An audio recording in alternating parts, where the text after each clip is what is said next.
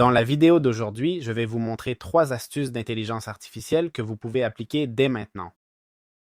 La première astuce est un truc caché utilisé en Asie avec le système pilule bleue et pilule rouge pour obtenir des avis depuis différents points de vue de l'IA et ainsi mieux consolider leurs travaux. Le deuxième conseil s'adresse à ceux qui doivent réaliser des travaux très longs et qui cherchent la façon la plus rapide de le faire. Et enfin, je vais corriger un problème très courant. Récemment, surtout dans le LLM de ChatGPT, beaucoup de gens ont reçu des messages condescendants ou qui les traitent comme des enfants, et je vais essayer de corriger cette erreur qui peut en agacer plus d'un, aussi bien pour ChatGPT que pour d'autres plateformes. Alors voilà, on commence avec le premier conseil, le truc de la CIA. Évidemment, je n'ai aucune idée de ce que fait la CIA, mais c'était pour donner un peu de contexte sur ce prompt. Bon, avant tout, je vais vous montrer le prompt pour qu'on puisse le voir. Et le prompt, c'est celui-ci. En gros, vous faites imprimer l'écran ou une capture d'écran, vous l'envoyez à votre IA et vous lui demandez de vous le donner en texte, et voilà. Comme ça, pas besoin de le mettre dans la description ni rien de tout ça. En gros, qu'est-ce qu'il fait? Il agit comme un mec de la CIA qui utilise la stratégie du bon et du méchant pour obtenir la vraie info pour tirer une conclusion. Ce prompt va se diviser en 3 phases. La première, ce sera l'équipe bleue qui va nous donner les aspects les plus positifs et les mieux travaillés de ce sur quoi on a demandé l'avis à ChatGPT. Par exemple, on fait une page de vente, on rédige un email dans un contexte précis pour une personne ou un client important et on veut savoir si cet email est bien rédigé et tout ça, eh bien la section bleue nous dira les points positifs. Et puis d'un autre côté, on a l'équipe rouge. L'équipe rouge, ce qu'elle va faire, c'est critiquer à tout prix ce qu'on a fait. Je veux que vous compreniez que ce prompt force l'intelligence artificielle à donner à la fois les points positifs et les points négatifs. Qu'est-ce que ça veut dire? C'est-à-dire que vous pouvez présenter un travail horrible et qu'elle vous dise quand même des points positifs, et vous pouvez lui donner un travail parfait et qu'elle vous critique quand même des trucs. Et c'est fait pour ça, justement. Donc là, ça dépend de l'opinion de chacun et du jugement de chacun pour vraiment identifier les erreurs. Et finalement, elle fait une analyse critique d'échec où elle vous dit la pire erreur que vous avez faite. Autrement dit, de toutes les erreurs que tu as pu faire, celle-ci est la pire et vous devez la corriger maintenant. Encore une fois, l'IA est forcée de te donner cette erreur. Je dis ça parce que ce prompt marche très bien la première fois, la deuxième fois, mais quand tu as déjà amélioré ton message et que tu le renvoies, tu verras qu'il continue à critiquer, mais en fait, cette critique ne t'importe plus autant, tu vois? Ce sont déjà des petits points. Alors, comment j'utiliserai ce prompt? Bon, comment je l'utilise? En gros, je l'ai mis directement dans un gem que j'utilise dans Google Gemini. Vous pourriez l'adapter à un GPT ou selon le modèle de langage que vous utilisez. Et en gros, ce que je fais, ce serait par exemple lui demander son avis sur un travail que je fais. Par exemple, disons que, allez, prenons un exemple. Allez, regardez, je vais utiliser ma page de capture d'email que vous trouverez dans la description, d'accord? Ou, eh bien, vous pourrez y jeter un œil. Non, il ne s'agit pas non plus de vous balancer tout le contenu de la page, mais par exemple, on pourrait prendre cette page ou envoyer des captures d'écran, enfin, je ne vais pas trop me compliquer la vie. Je lui ai dit, c'est une landing page, une page où on capte les leads des gens, et je lui ai dit, les personnes intéressées par l'optimisation de leur temps avec l'intelligence artificielle vérifient les points de douleur, s'ils sont bien reflétés, si le message est bon et tout ça. Alors je vais lui envoyer, et là oui, ça pourrait être intéressant ou pas, d'adapter le prompt pour qu'il nous pose des questions avant de commencer, histoire d'avoir un peu le contexte. Par exemple, si on lui envoie un email, il faut lui donner le contexte, sinon il va critiquer pour critiquer. Donc une bonne méthode serait de lui demander de nous poser d'abord des questions, ou plutôt une bonne pratique, et ensuite commencer notre travail. Bon, voilà qu'il se présente. Cette présentation, je n'ai pas réussi à la lui enlever. Bah voyons, ce serait aussi simple que de lui dire de ne pas se présenter, mais bon, qu'est-ce que j'en sais? Et il dit décision d'analyse. Il dit équipe bleue. Bon, les points de douleur seraient, eh bien, les gens qui sont épuisés de faire des tâches répétitives ou qui ont l'impression de perdre leur temps. Parfait. Il dit, tu as un fort positionnement par rapport aux autres du secteur. Bon, il y a différentes choses positives, non? Et ensuite, on passe aux parties négatives, qui sont probablement ce qui vous intéresse, non? Même si, bon, c'est toujours bien de savoir ce qu'on a bien fait pour ne pas le modifier. Bon, les parties négatives qu'il me dit. Par exemple, tu te concentres sur vendre à des gens qui n'ont aucun temps libre et tu leur demandes de lire un texte très long sur la page. Les utilisateurs modernes actuellement scannent et ils ne lisent pas. Bon, ça pourrait être une critique valable. Évidemment, chacun quand il fait une landing a des raisons marketing derrière, mais ça pourrait être une bonne critique. Évidemment, moi je fais... Maintenant, je vais prendre ma landing page et je veux dire, ma landing, ce serait ça, non? Cette partie initiale où je te donne simplement accès à un audio privé, je te donne le lead magnet, comme on dit, et je te permets de t'inscrire et voilà. Et puis en bas, si tu veux, tu lis plus de contexte sur moi. Voilà, il n'y a pas grand-chose de plus. Alors, bien sûr, c'est une critique qu'on peut faire, complètement vrai. Je pourrais enlever ce texte ou le laisser. Si tu as assez de temps et que tu veux le lire, pourquoi pas. Ou si je t'ai toujours pas convaincu parce que tu sais pas trop qui je suis et que tu préfères lire ça pour mieux comprendre pourquoi j'ai fait cette landing et tout, eh bien je le laisse. Mais ça, c'est déjà mon avis. Mais vous voyez comment là, il est allé chercher la petite bête. C'est-à-dire, en plus, l'approche est très intelligente. Eh, écoute, tu te concentres sur ce type de public et ce type de public n'est pas là pour ça. C'est une pensée intelligente, non? Puis, je critique à nouveau en promettant d'envoyer un email quotidien, ce qui est vrai. Et ici, il dit les avertir avant qu'ils reçoivent un email quotidien, avant qu'ils aient expérimenté votre valeur, peut les faire abandonner immédiatement. Généralement, dans ce cas, par exemple, comme la valeur est dans ces vidéos et que de ces vidéos, les gens vont sur la landing page, alors là, je suis bien couvert, non? D'où l'importance du contexte. Là, j'ai oublié de lui dire que la valeur vient de la vidéo et tout ça, non? Ici, il note absence totale de preuves sociales. Il n'y a pas d'autorité visuelle, c'est-à-dire aucune image de moi ni rien. Encore une fois, vous me voyez à travers la caméra. Et il dit, le design est extrêmement utilitaire, ce qui est aussi ce que je cherchais. D'accord? Je cherchais un design qui soit pratiquement comme une lettre. Parce qu'au final, si je bosse sur l'IA, les gens vont sûrement penser que je fais tout en automatique et je ne veux pas donner cette impression. Je veux que les gens qui s'inscrivent à la newsletter ne se sentent pas comme un produit. Évidemment, je vais essayer de leur vendre, bien sûr que oui, mais c'est pas pareil d'utiliser un système automatisé où je prends le client ou un client potentiel et je le traite comme un robot, comme un numéro de plus. Et de l'autre côté, j'essaye de montrer un peu plus. Évidemment, j'envoie pas un email par personne, mais j'essaye quand même de montrer cette conscience qu'il y a une personne derrière avec ses problèmes et tout, non? Ici, chacun a ses stratégies.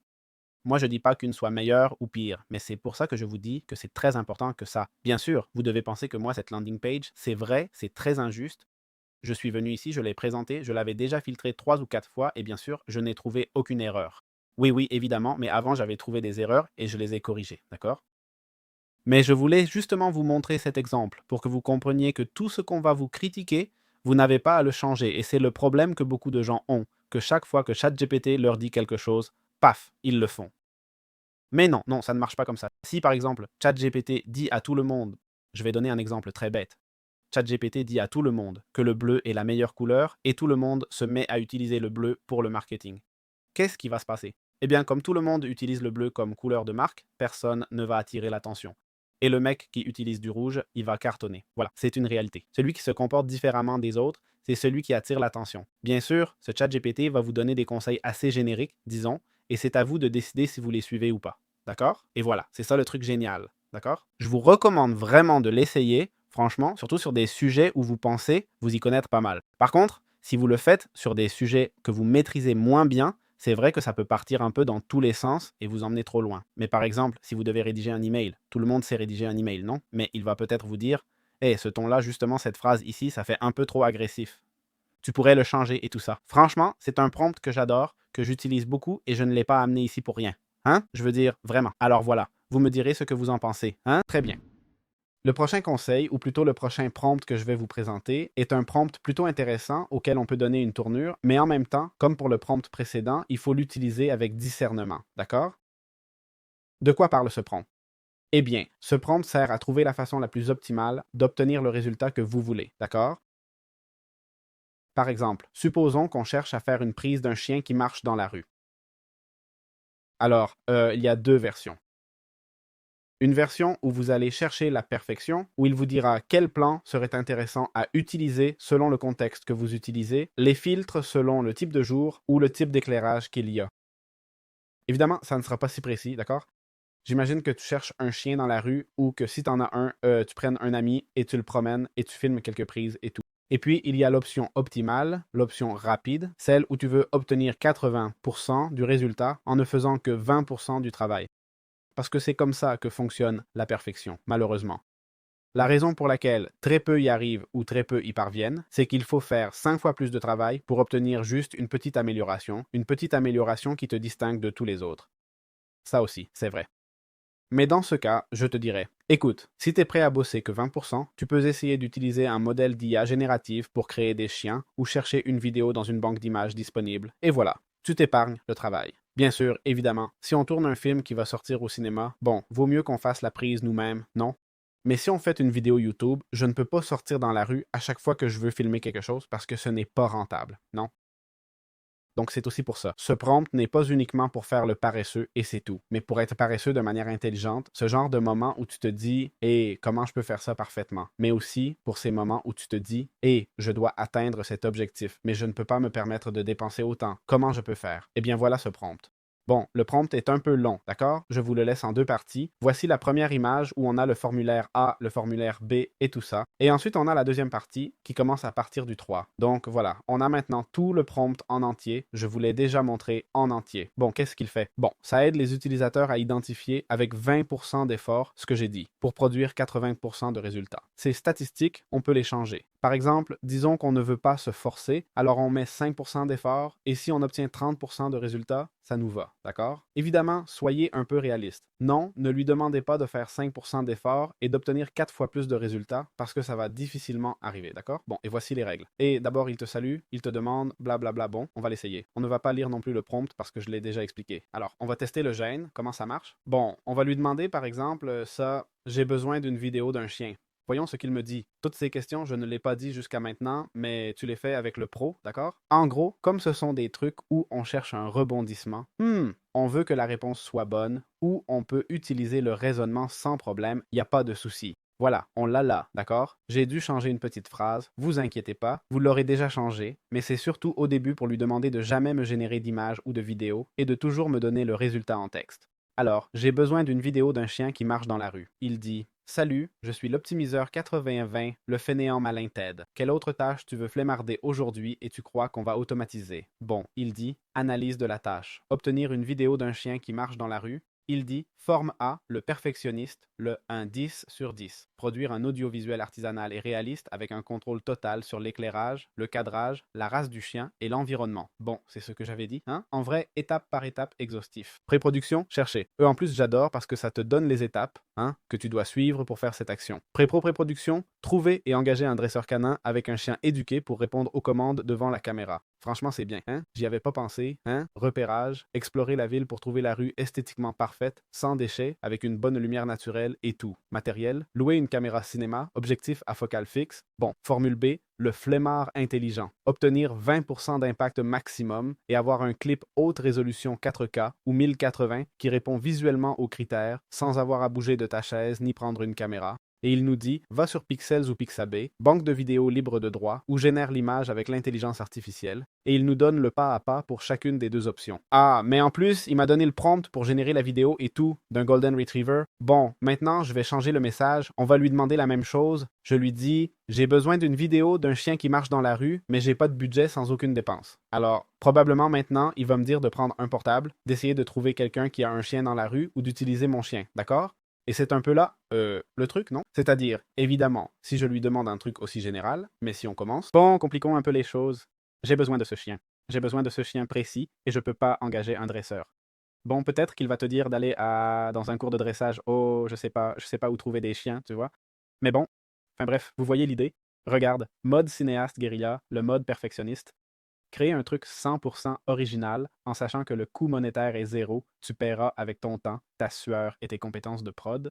Contacte ton cercle d'amis pour voir si quelqu'un a un chien faux photogénique. Cherche dans ta ville le décor parfait en faisant gaffe au trafic à la direction du soleil. Rendez-vous à la golden hour, lever ou coucher du soleil pour avoir une lumière cinématographique. Filme avec ton smartphone en résolution maximale. Filme 15 prises différentes. Utilise DaVinci Resolve, logiciel pro gratuit sur ton ordi. Importe les images. Bon, et après, il te demande de faire des corrections de couleurs et tout ça, que peut-être la caméra n'a pas déjà ce... C'est un exemple très bête. Passons à quelque chose de plus compliqué. Bon, on va corser un peu les choses. Je lui dis, je veux une page... En plus, je l'ai mal écrit, hein. Je veux un site web pour que les gens reçoivent un audio privé en cadeau et un e-book surprise sur l'optimisation avec l'intelligence artificielle. Ils s'inscrivent avec leur email et moi je leur donne ça en échange. Comment je fais? C'est un peu la page que vous aurez dans la description, d'accord?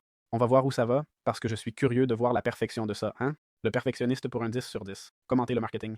Il dit contrôle absolu, design sur mesure, infrastructure propre et hyper optimisée et production de contenu au niveau éditorial de luxe, d'accord?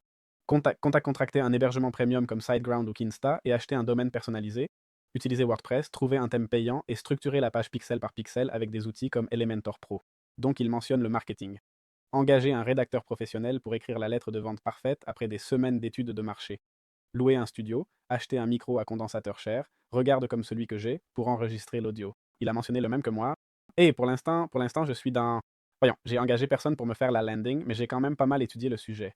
Écrire le e-book de zéro, l'envoyer à un correcteur et engager un designer éditorial pour le mettre en page dans Adobe Design. Pour ça, non, désolé. Ça non, vraiment désolé. Configurer ActiveCampaign qui sert en gros à gérer les emails. Créer un flux d'automatisation complexe avec des tags de comportement et tout ça. Configurer les cookies, textes légaux et RGPD avec un avocat. 2 à 4 semaines, 50 à 80 heures de travail actif et tout ça. Puis 20% d'impact EI, et là je doute que tu aies 80% de résultats. Si tu ne te donnes pas à fond, malheureusement c'est comme ça. Voyons voir ce qu'il dit. Kits recommandés, Mailerly, pour le site web, landing page, le formulaire et l'email automatique. Tout en un et gratuit.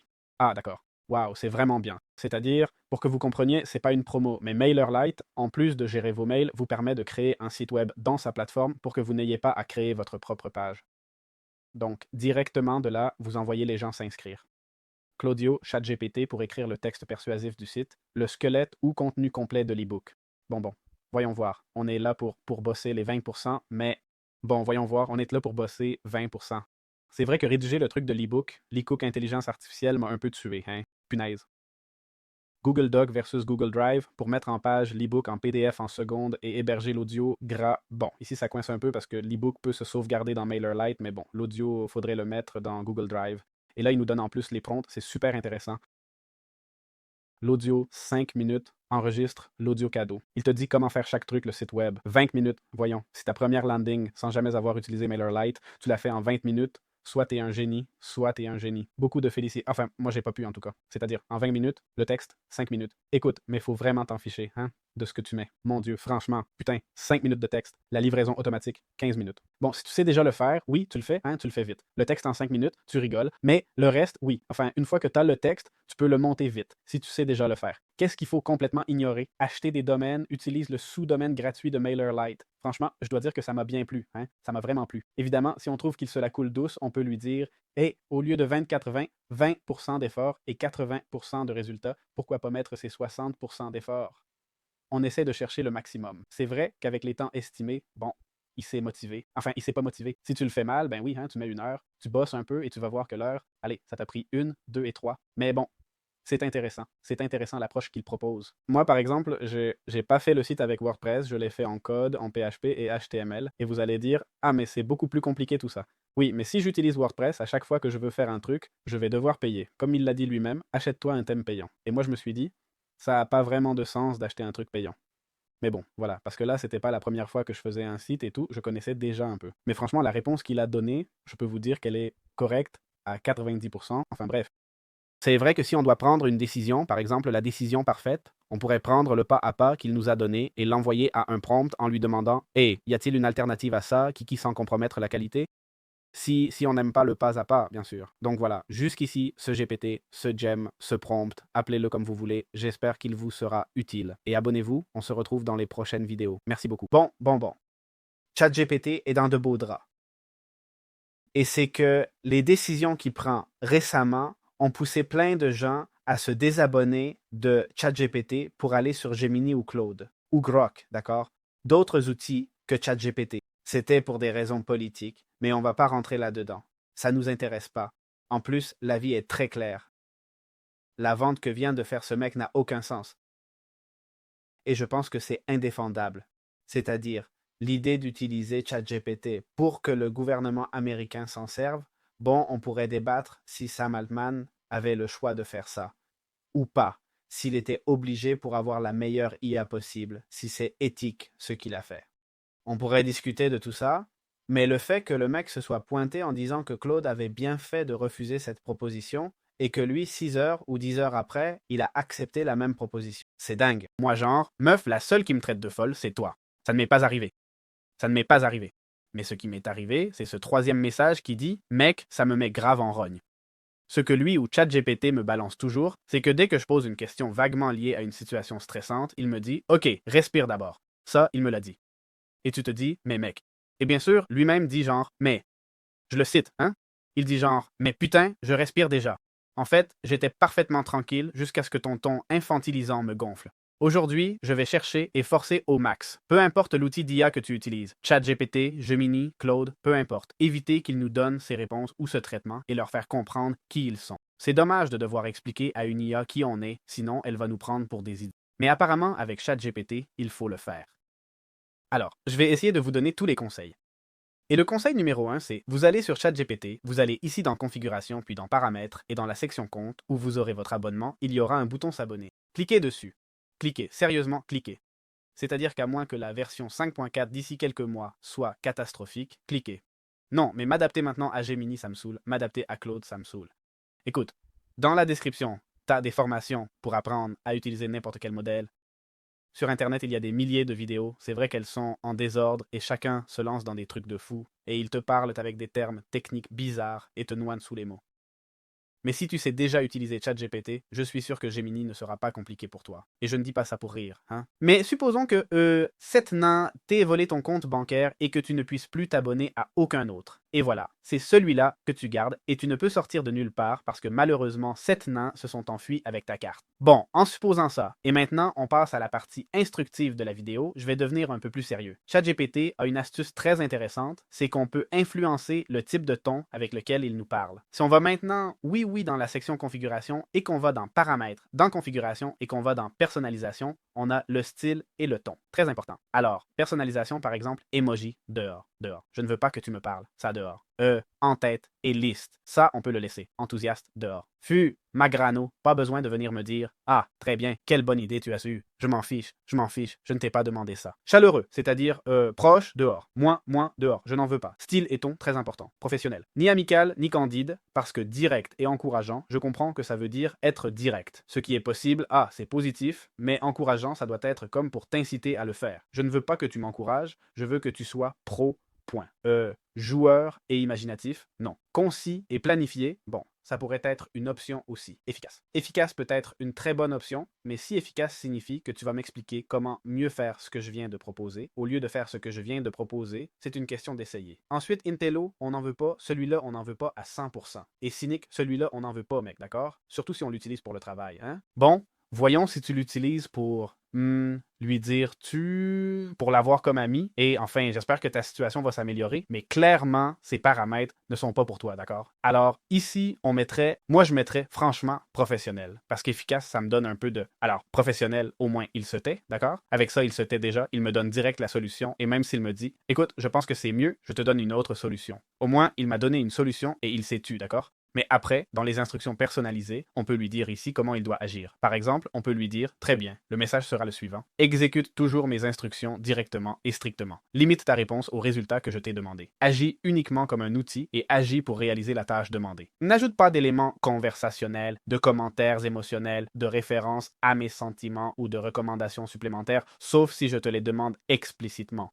C'est dommage de devoir demander ça. Enfin, c'est dommage de devoir demander ça, surtout parce qu'avant ce n'était pas nécessaire, alors on le met. Instruction personnalisée, pas bien à propos de toi. Si on veut qu'il nous parle, ou plutôt si on veut qu'il s'adresse à nous avec un nom spécifique, par exemple, si on voit qu'il prend confiance et qu'on veut qu'il s'adresse bien ou formellement, eh bien, on met notre nom ici, profession. Bon, c'est pas si important. Plus sur toi. Ici, on pourrait dire, j'aime pas qu'on m'appelle comme ça. J'aime pas qu'on m'ignore, par exemple, d'accord? Mais c'est vrai que si on l'a déjà mis dans les instructions personnalisées, je le vois un peu plus optionnel, d'accord? Mais peut-être que pour finir de le souligner, de l'accentuer, ça peut être intéressant. Mais c'est vrai que c'est pas tant pour faire comprendre à ChatGPT ce qu'il doit faire, mais pour lui faire comprendre ta personnalité et savoir comment te parler, d'accord? C'est quelque chose qu'il va sûrement utiliser pour tout après, hein? Mais bon. Et puis, on a une section très importante. On a ce truc avancé qui est la section pour, pardon, la mémoire.